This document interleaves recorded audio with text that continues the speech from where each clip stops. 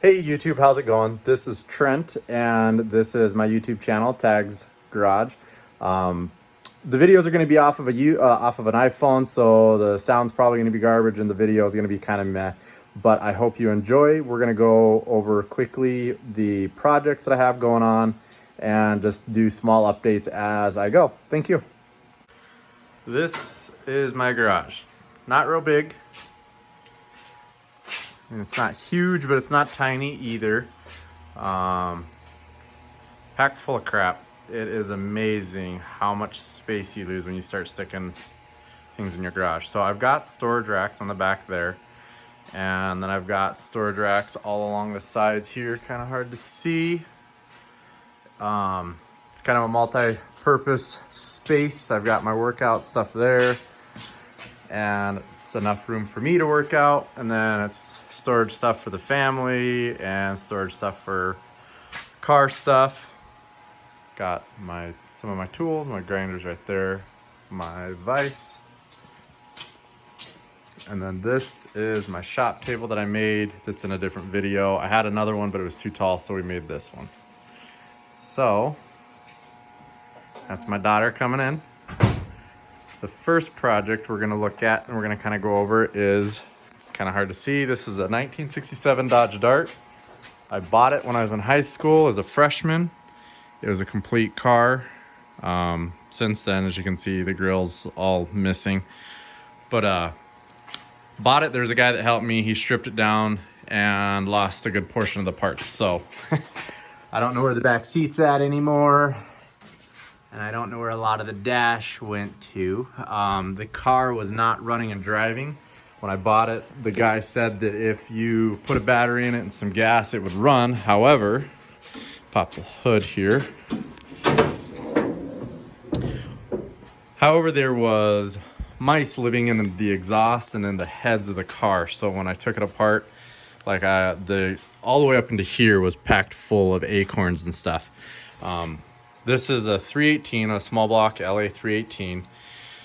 The car should have a 273 in it. It had all kinds of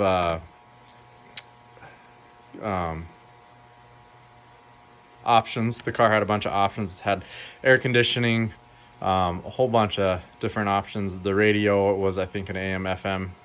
So it was kind of a neat little car. Didn't find out that it was a 318 until we took it apart and went to put piston rings on the pistons, and they wouldn't fit. So started doing some research and figured out that it was a 318. So the block, this car is kind of a mutt. The block is a 1968 318 block. This head is a 1965, 66 head. It's a 273 closed chamber head. This one, the part number comes up as a 1967 318 or 273 closed chamber head. They both have the same size valves in them, but so the two heads are off of a different motor. The block's different, the intake's different. This is off of like a 70 Plymouth Fury 2-barrel Holley carburetor. That's going to get replaced. I have an Edelbrock 4-barrel carburetor intake and then a Holley 4-barrel carburetor.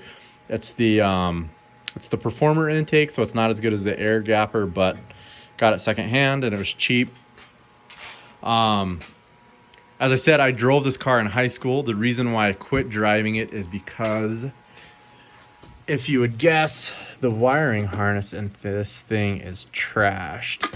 So everything's all brittle. Every time I would turn the headlights on, it would pop the fusible link. I actually blew out the headlights. If you turned the heater on, the car would stop. So I quit driving it because of electrical gremlins.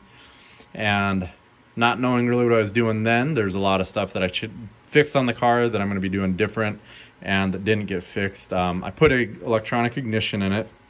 So then I started having electronic issues in the car, not because of the ignition, but just because of bare wires and stuff. So I quit driving it. And then as life happens, I let the car sit. I went to college, had a couple of kids, 2 houses later, rebuilding a garage, rebuilding a house, rebuilding a studio. This thing sat since 2002, and this winter, my daughter and I, and my son and my wife, we all came and pulled this out and got the car running again. So that is my Dart. It's got drums on the front and back for brakes. I've got discs off of a later model. Is it a Plymouth Velar or Velar, however you want to say it.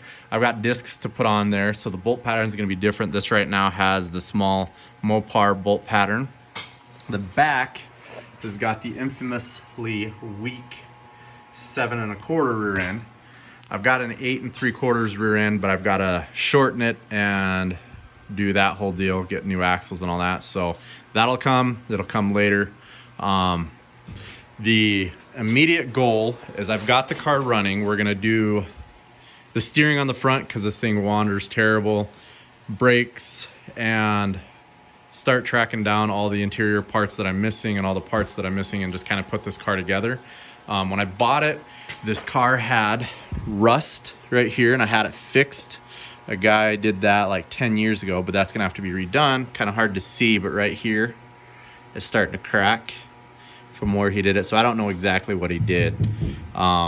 So I've got to fix the other side too. So there's little bits of body work that needs to be done on it, on the car, that I had done that needs to be redone.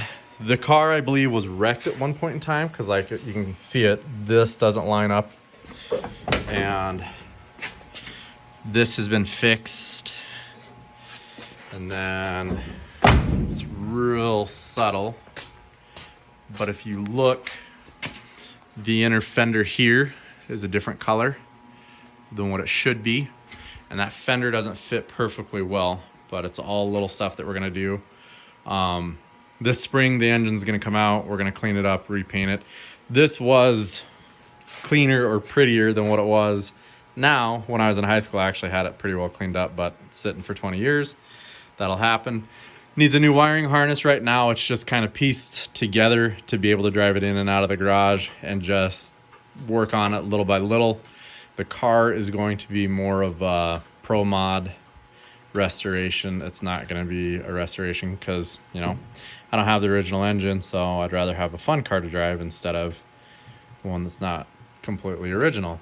The next project that I have that I'm going to be making videos on is my cafe racer. If I can, just a second here. This is a 1986 Suzuki. Is it GS 650 GL? It was the one with the ugly tank on it, but I got a different tank. It's got like 5,000 miles on it.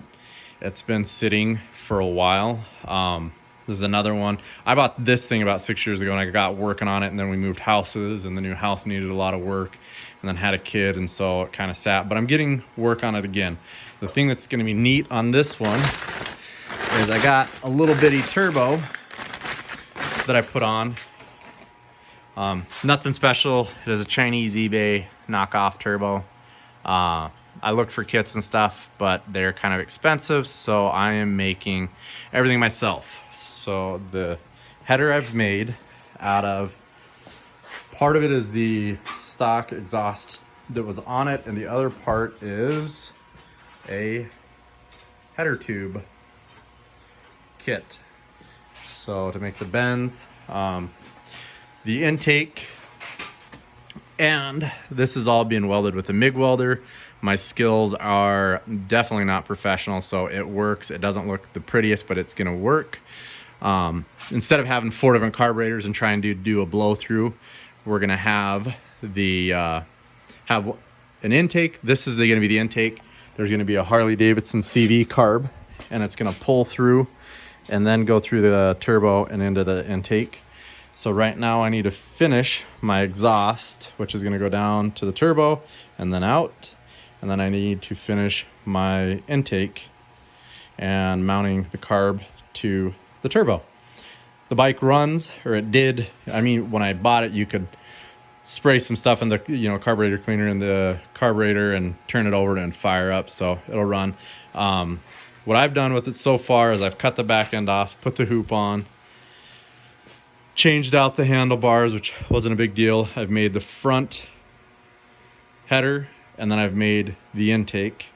That's taken me a bunch of time. I didn't have any of the flanges that came with the turbo, so I've been making those. This one I made by hand, so it took a little time consuming. There'll be a pipe that goes right out here. I cut down the front fender just to kind of make it look a little cooler, but this is also a work in progress that we'll be doing some videos on as well.